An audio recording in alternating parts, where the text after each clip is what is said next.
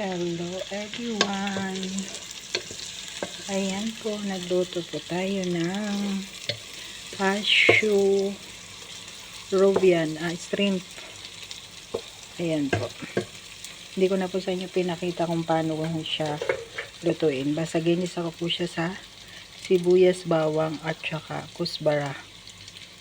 Ayan. Tapos ayun po, nilagay ko na yung shrimp, hipon, kasama ang mga ingredients. Nilagyan ko din po siya ng kaunting lemon para magpalasa po siya dun sa pagtimpla ng aking mga ingredients. Kasama ko na rin po ang tawag dito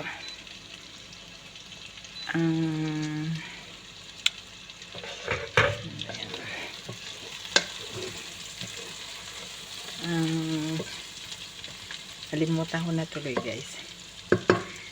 Yun yung ano siya, ano ba tawag? Paprika. Yun yung kulay pula na ingredients din siya. Tapos nilagyan ko din siya ng ganto siya para maging makulay. Ayan, tapos ganyan, kulo-kulo lang siya. Tapos lalagay ko dyan, pag medyo malambot na yung hipon, ilalagay ko na diyan ang kanin sa ibabaw. Tapos yun, okay na siya, tapos na. At akin ang painin yung kanin dito para lubusan siyang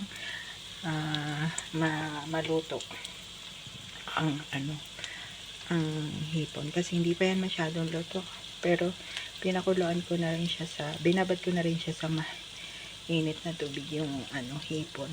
Ayan. Okay guys, ganyan na siya. Tapos